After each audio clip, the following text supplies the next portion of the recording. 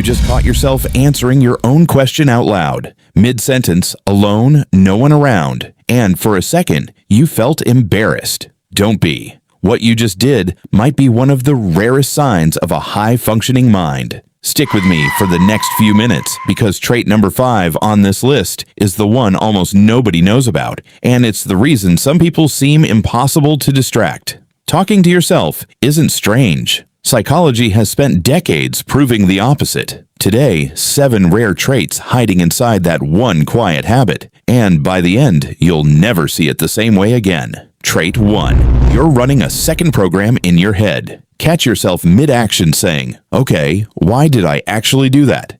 And something unusual just happened. You split in two. One part acted, the other stepped back to watch. Psychologists call this reflective awareness. Decades ago, Lev Vygotsky found that children talk out loud to guide their own behavior, and that this private speech never disappears. It just goes underground, becoming the inner voice that narrates your whole life. People who still let it out loud examine their thoughts and decisions far more closely than people who don't. Most of us move through the day on autopilot. The self-talker doesn't. Trait 2. Your mistakes get caught before they happen. Engineers mutter at whiteboards. Chess players whisper through their moves. There's a reason. Saying a problem out loud forces fuzzy, half-formed thoughts into precise words. Psychologists call it the self-explanation effect, and the research is consistent. People who explain a problem to themselves solve it more reliably than people who just stare at it. Each spoken sentence exposes the next gap. A flawed plan sounds wrong the moment it hits the air, in a way it never did sitting silently in your head. Your own voice becomes quality control, running in real time. Now, here's where it gets interesting because trait 3 is the one researchers at the University of Michigan spent years studying, and it changes how you should talk to yourself when you're stressed. Trait 3. You can talk yourself down from anywhere. Try this. Next time you're nervous, don't say, "I'm so anxious." Use your own name instead. Okay, you've got this. You've handled worse.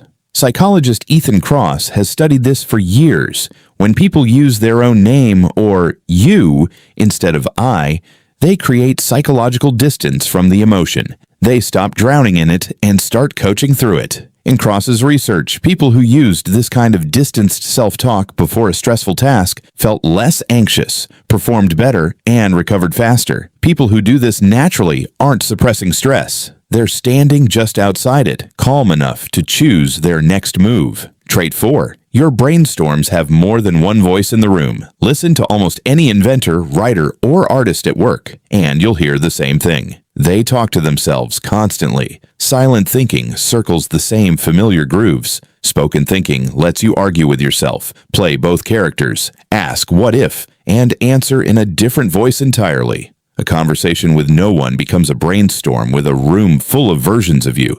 That's why creative people pace and mutter through the work. They're not losing their minds. They're using them out loud, in stereo. Trait 5. The one I promised you. Distraction barely touches you. Researchers once asked people to find a specific object in a cluttered scene.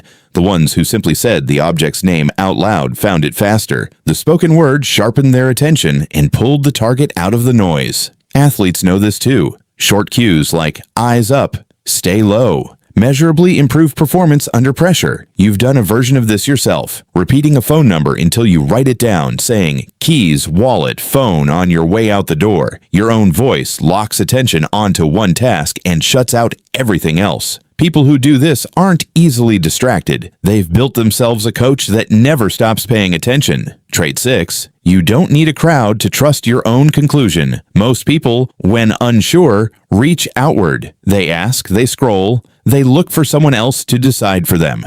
People who talk to themselves reach inward first. They get used to the sound of their own reasoning, test it, and trust it when it holds. That doesn't make them closed off. If anything, they're quicker to admit when they're wrong because they've already had the argument with themselves. In a world built to tell you what to think every waking second, hearing your own voice over the noise isn't just rare, it's almost rebellious. Trait 7. You're always mid-conversation with who you're trying to become. After a hard day, they replay it. What could I have done differently? Before a big moment, they rehearse it. When they fail, they ask what it has to teach them. That inner dialogue isn't idle chatter, it's a feedback loop. Real growth doesn't happen in dramatic leaps. It happens in thousands of small, private conversations where you hold yourself accountable and decide to try again tomorrow. So the next time you catch yourself talking to an empty room, don't feel embarrassed. That voice might be the clearest sign you have that your mind refuses to stop improving.